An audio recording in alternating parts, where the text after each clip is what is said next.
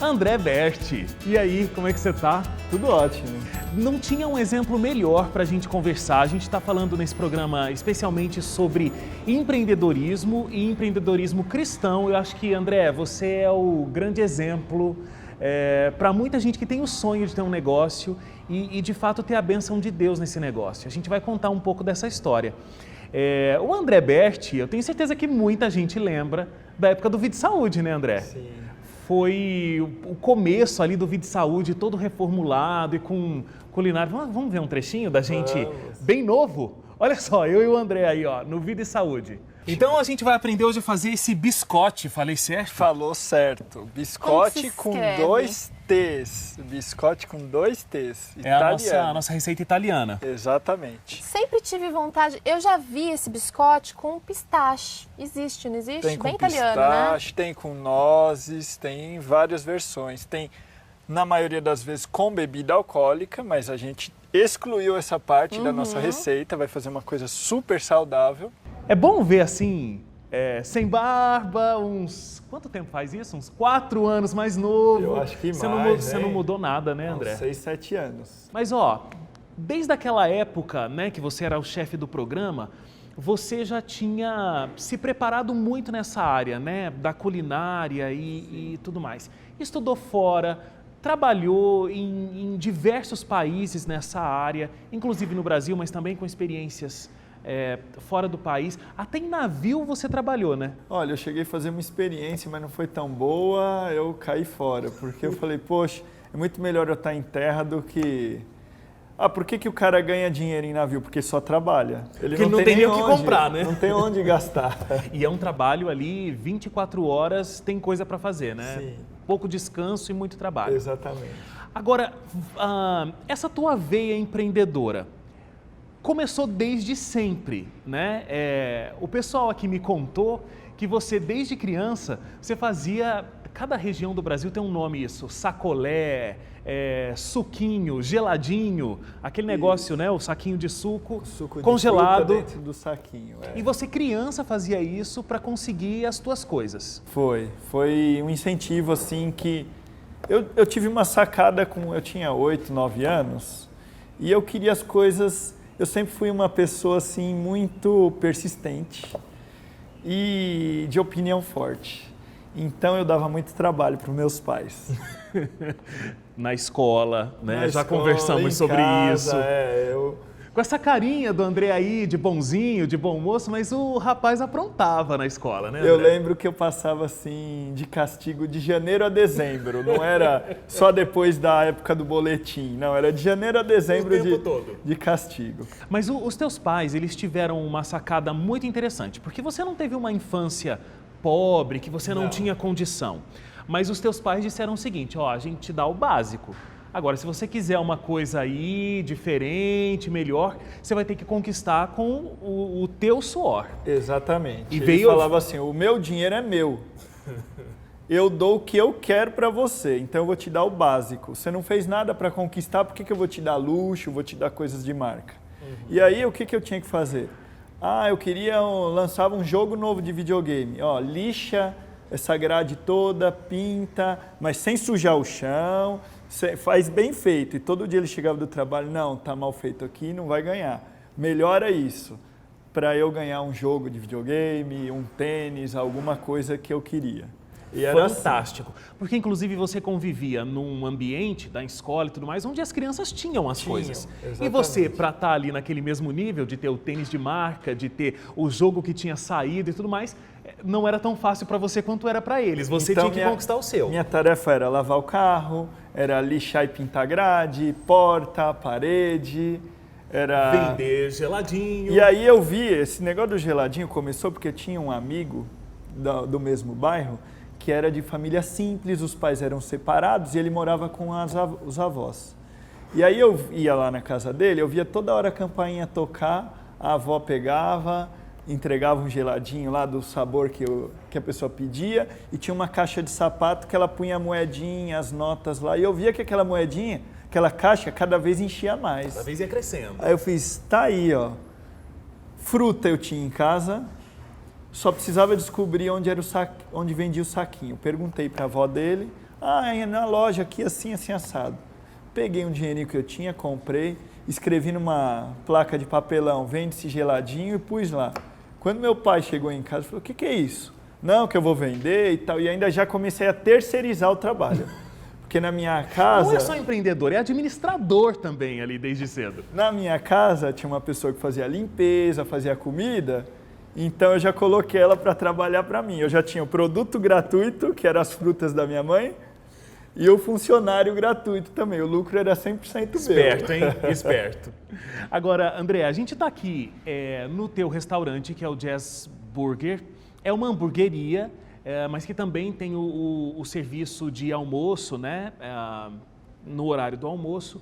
Sim. E é um ambiente muito diferenciado num local como é São Paulo, por exemplo, que, né, existe uma diversidade enorme de coisas, mas na verdade mundialmente.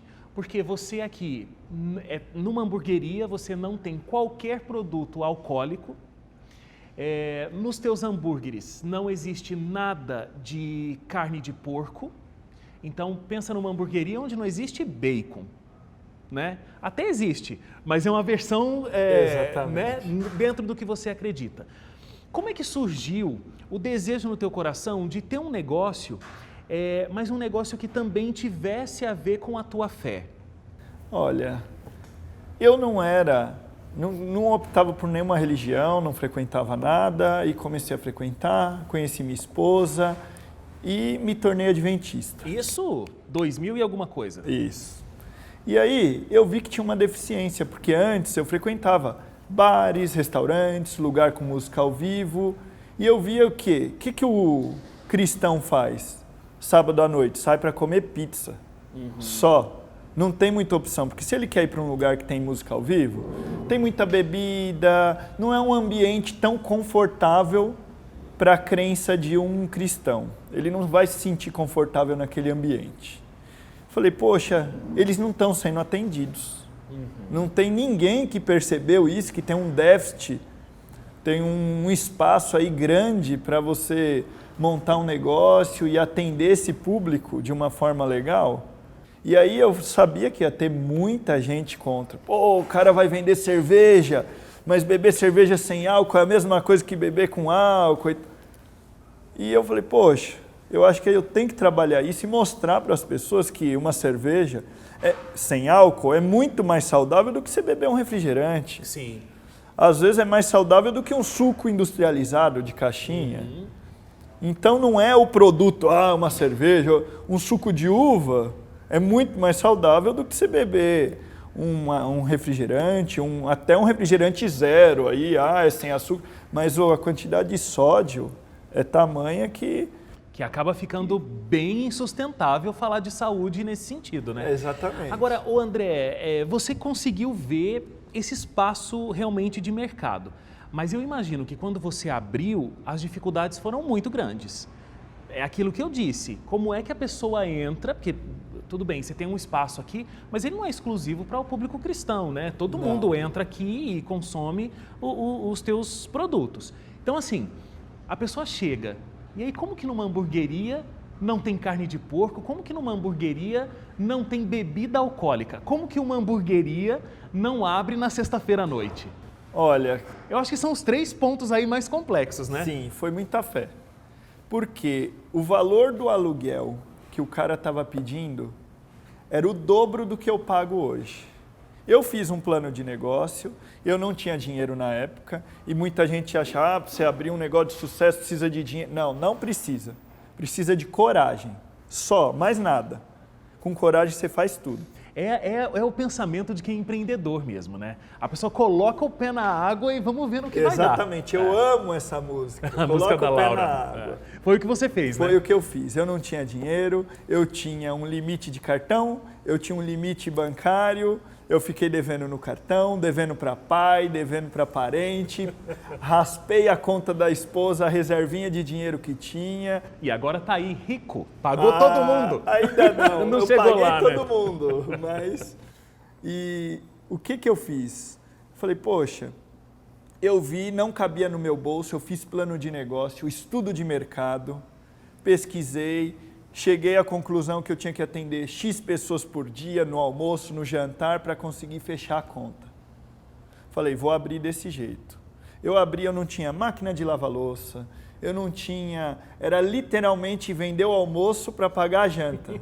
Porque nunca fez tanto sentido a frase. Eu vendi o almoço e corria para comprar ingrediente para fazer o jantar. Era exatamente isso. E nesse momento você colocando muito a mão na massa mesmo, como chefe ali na cozinha. A gente abriu com 6 pessoas, eu era o caixa, eu era o gerente, eu era o garçom, eu era o cozinheiro, eu fazia suco, fazia sobremesa, fazia tudo. E o público era bem menor, era bem reduzido, a gente conseguia, mas era muito puxado. E olha, o André está aqui nesse espaço já há 4 anos, né, André?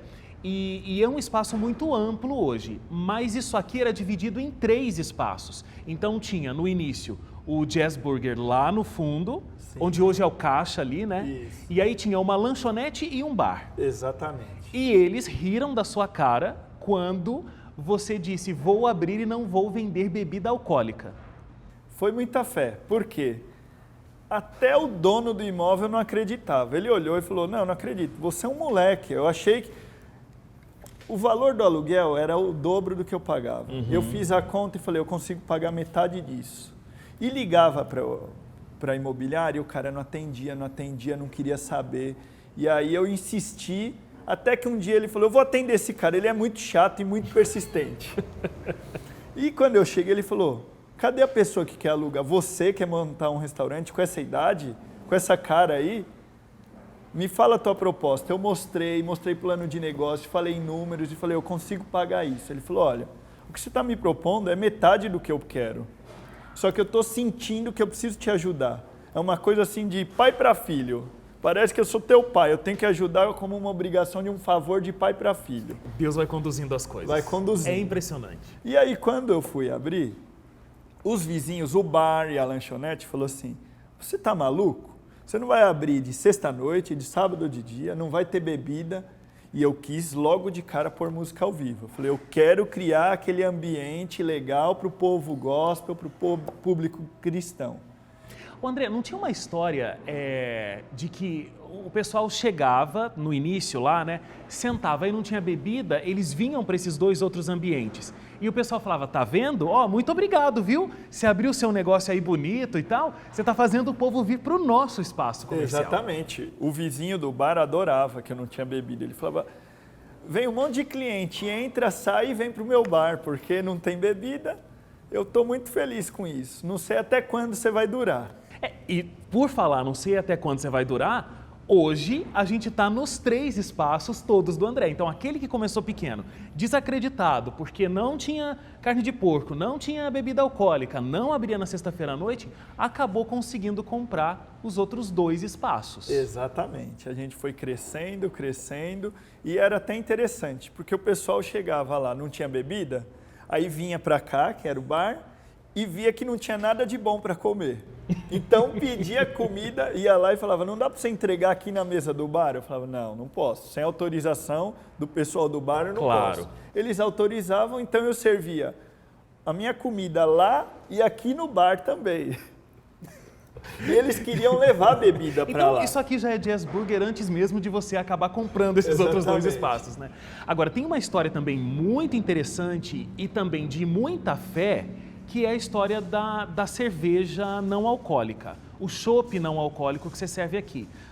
E também as cervejas importadas, né? Porque você, por um tempo, eu acho que ainda, né? Você é a pessoa que tem a maior carta de cerveja sem álcool aqui em São Paulo, né? Do mundo. Eu posso falar com propriedade que a gente é a primeira casa do mundo e a maior casa do mundo especializada em bebidas não alcoólicas.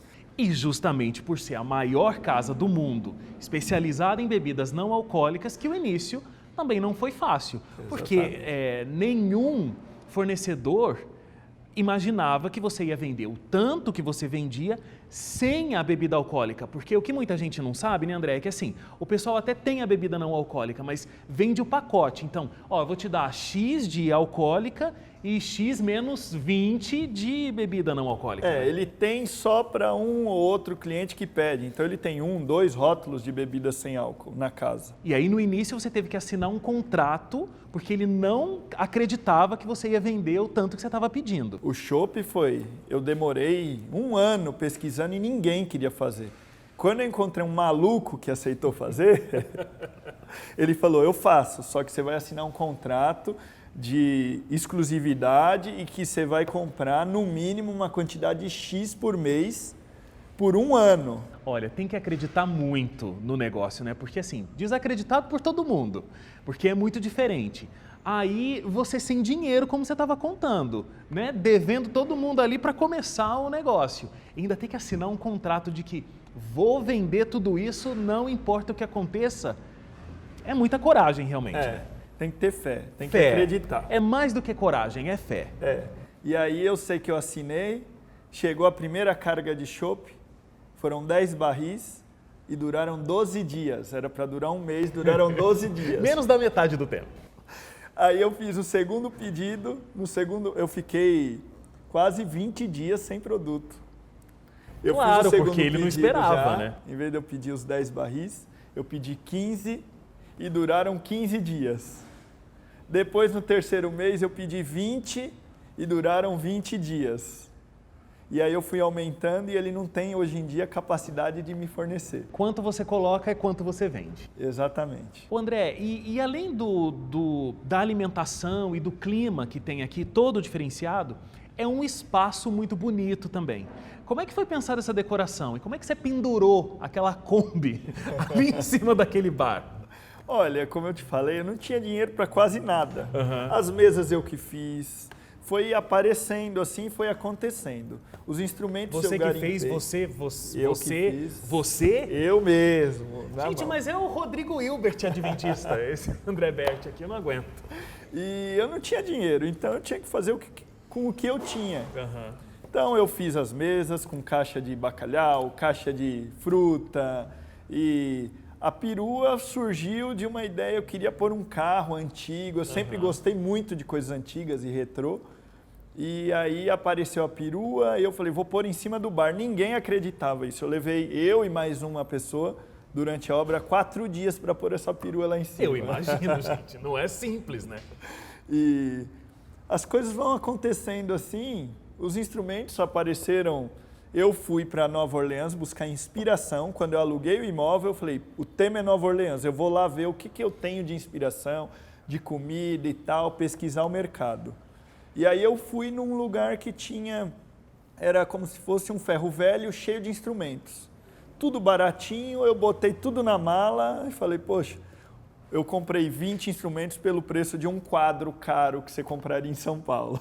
E aí tá aqui esse Começou espaço. a decoração assim, vai garimpando. E é tudo você que pensou nessa decoração. Sim, o arquiteto sou eu, o engenheiro sou eu, Tô falando, o chefe sou eu. Tô falando. E tem dado tão certo que as pessoas elas vêm aqui, de outros lugares do Brasil inclusive, e elas falam, mas por que não tem um lugar como esse em Curitiba? Por que não tem um lugar como esse em Salvador? Por que não tem um lugar como esse no Rio de Janeiro? E aí o teu negócio está se ampliando de uma forma onde você está abrindo uma segunda casa, mas também está abrindo a possibilidade de ter franqueados por todo o Brasil. Exatamente, porque eu vi uma necessidade que o adventista passa, principalmente na minha área.